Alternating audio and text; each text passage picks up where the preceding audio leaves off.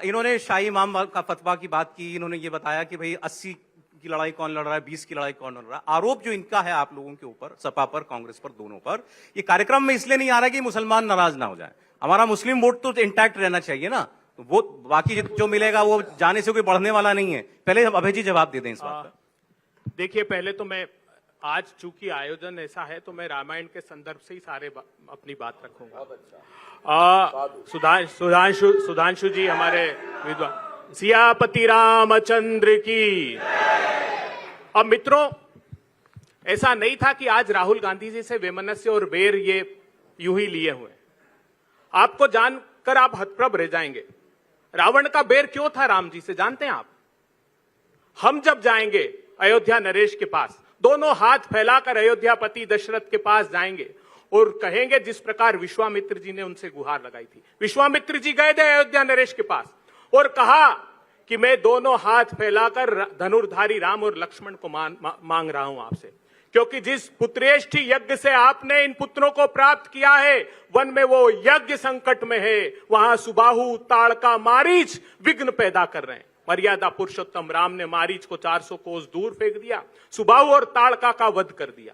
हम भी जो यज्ञ 2014 के पहले हमने इस देश की प्रगति और समृद्धि का आहूत किया था, उसमें ये विघ्न डाल रहे हैं। इसलिए हम दशरथ से मांगने जाएंगे राम को। आप जानते हैं ये जानकर रावण ने क्या कहा? जिसने इतने वीरों को मार लिया तो निश्चित ही मैं समझ गया नारायण ने अवतार लिया। जो नारायण अवतारी है तो बेर का नाता जोड़ूंगा। इसीलिए तो उसने मुक्ति के लिए बेर का नाता जोड़ा था। और इस दम्भी और अहंकारी सत्ता ने राहुल जी से बेर का नाता इसलिए जोड़ा है ताकि ये भी इनकी सत्ता की मुक्ति हो रही है।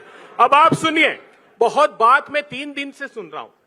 मैं अभिभूत हूं लखनऊ की, इस उत्तर प्रदेश की इस भूमि पर आकर। हर प्रवक्ता भारतीय जनता पार्टी का कहता है कि सरयू को रक्त रंजित करने वालों, ये समाजवादी पार्टी की तरफ इशारा करते हैं। अरे साहब, एक कार्यकर्ता ने, एक कार सेवक ने उसका दर्द बयां किया, मैं नहीं कह रहा हूं। उन्होंने कहा साहब भारतीय जनता पार्टी से मैंने नाता तोड़ दिया क्योंकि जिसने सरयू को रक्त रंजित करने का आरोप लगाया, एक को पद्म विभूषण दे दिया और एक को राम मंदिर की समिति में रख लिया, नपेंद्र मिश्रा को। ये सच्चाई इन लोगों की है। ये सत्ता का भोग चाहते हैं। ये राम राज्य की अवधारणा में विश्वास ही नहीं। आपके बगल में ये समाजवादी पार्टी वाले, आप ये कहना चाहते हैं कि इनकी सरकार ने मुलायम सिंह यादव जी को पद्म विभूषण जो दिया, गलत दिया, कार सेवक के हत्यारे थे, नहीं देना चाहिए। गलत दिया, कहिए गलत दिया, हत्यारे थे। अब सुन, यही तो है चालू और चिरकुट का चक्कर। ये गंभीर बात एक है। अब आप ये क्लियर कीजिए अभय जी, आप ये गलत किया क्या इन्होंने? इस बात पर भारतीय जनता पार्टी के लोग ताली बजा रहे हैं। आप देखिए विडंबना, उस समिति में कौन है जिसने 3 दिन पहले इंटरव्यू दिया? आप एक महिला पत्रकार के साथ इंटरव्यू देखिएगा। उसने कहा कि हर क्षण की रिपोर्ट मेरे पास आ रही थी जब कार सेवकों पर गोलियां चलाई जा रही थी। उस नपेंद्र मिश्रा जी ने यह बात कही। और बात करते हैं, ये देखिए क्या है, सच्चाई ये है। ये 2001 का बजट भाषण है जो आरोप हम पर लगा रहे थे। राम सेतु तोड़ने का संकल्प किसने लिया?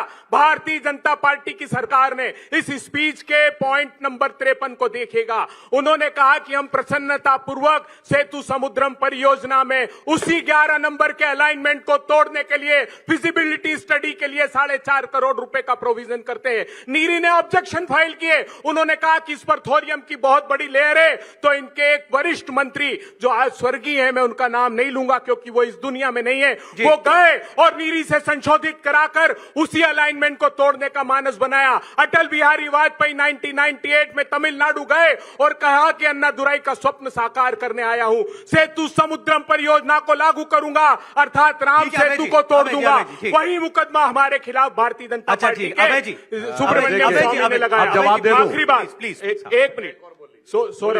सौरभ जी देखिए, हमने पहले दिन से कहा था कि हम राम के प्रशस्त मार्ग पर चलेंगे, जो न्यायपालिका निर्णय देगी उसको आत्मसात करेंगे। 1994 में हमने एफिडेविट दिया। आज सुधांशु जी इस डिबेट में बताकर जाएं कि न्यायालय के इस निर्णय में एक लाइन भी लिखी हो कि मोदी सरकार का अभिमत है कि राम मंदिर बनना चाहिए। ये तो थे ही नहीं। 1885 से निर्मोही अखाड़ा, रघुबर दास जी ने पहला मुकदमा 1885 में लगाया। उसके बाद से लेके आज तक निर्मोही अखाड़े ने उसकी लड़ाई लड़ी। कहां है निर्मोही अखाड़ा? ये सत्ताचारियों ने कब्जा कर लिया। अरे सौंप दीजिए संतों महंतों को मंदिर। जी प्लीज थोड़ा सा अरे भाई अब मैं जवाब दे दूं। फैसला आ गया, मंदिर बन गया, मंदिर बनने के बाद प्राण प्रतिष्ठा बने हो नहीं। रही है। इन्होंने बने कहा, नहीं। अब आप एक कह रहे हैं मिनट। इसमें वो नहीं है, वो इन्होंने नहीं है। कहा कि कोर्ट मंदिर ने बना कहीं नहीं है, मंदिर अधूरा है। मैं आग्रह करता हूं आप सब लोग अच्छा, मैं अच्छा, सब ठीक है। अब फैक्चुअल पाटिल जी मैं आ रहा हूं बस।